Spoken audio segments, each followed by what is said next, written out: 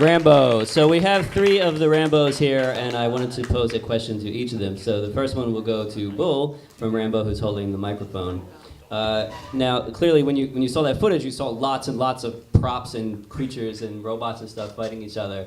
But what you should know is that most of this was generated by the audience, and the band didn't build these things. So could you say something about how this phenomenon of audience members building giant, ridiculous robot moshing props came about? Early on in R.A.M.B.O's career, we made some props for our first few shows, and with the first record, there was a CD-ROM that came with it. And that kind of got around on our first tour. People started making stuff and bringing it to the shows, and that kind of went all over the world with where we traveled, and from anything from a giant cardboard helicopter at a show in Germany to folks in Kuala Lumpur, Malaysia, throwing bags of flour around at our show. There was all kinds of crazy shit that folks brought. It was pretty amazing. So we'll talk to Andy next.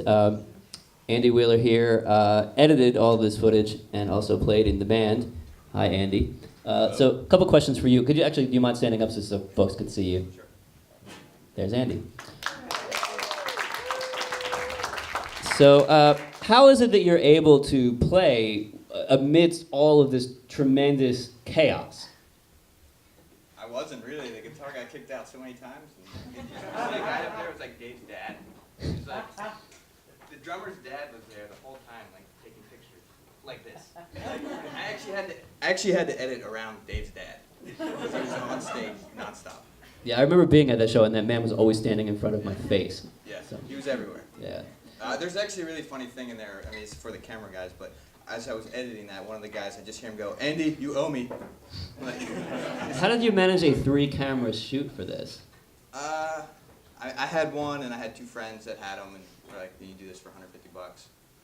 They came out and did it, and that's how it went. It was in a box since putting it together for this thing here. So it's kind of fun to rediscover myself as well.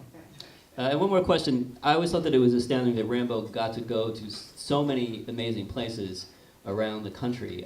Could you kind of detail some of the more out-of-the-way places that the band managed to tour in? Yeah, I mean, that was kind of always one of our missions as well, to get to places that people didn't normally go to. I mean, I think some of the highlights, we played in Finland at the North Pole. That was pretty cool. We decided we were never going to play again at the tip of Malaysia because Tony wanted to go watch birds instead.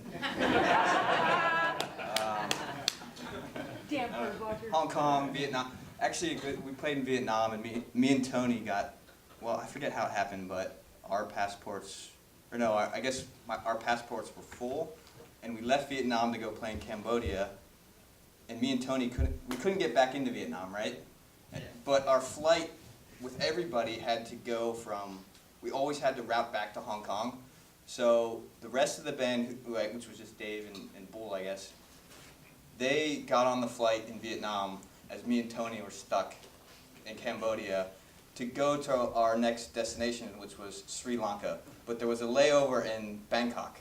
And me and Tony figured, because I think there was like a day and a half or something, we figured if we could get to the U.S. Embassy in Bangkok to get our passports, like sewing more pages in or something, and then maybe we could get on the plane with the rest of the band on the stopover on the way to Sri Lanka, which we actually did, and it totally worked out. Fantastic. So I guess, Tony, if you want to come up, ask you a couple cues.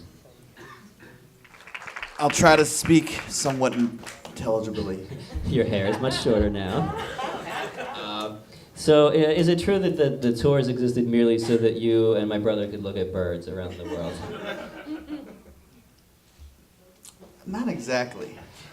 But I got it. But I was bird watching since I was 9 years old, and then being like growing up in Philly and being really a misfit and learning that the world hates nature and destroys it. It got me really disenfranchised, and I met people who told me about punk and that there's music that addresses that. So that got me into punk. And then punk took my attention away from bird watching. But then when I was in all these crazy places around the world, I started realizing all these cool birds I could see that I can't see at home, and it really distracted me and it really ultimately led to the demise of the band because I was so focused on nature and not playing music anymore, and we all switched gears to different outlets. And what is it that you do now? I'm an environmental educator out in West Philly, so I teach kids about birds for a living, and then go on bird watching tours in Brazil. Very good. And how was it hanging out with Jesus? Well, Jesus and I go way back. We went to school together, St. Bartholomew's, so we have a history. Very good. Okay, super. Well, thank you, Tony, for discussing stuff.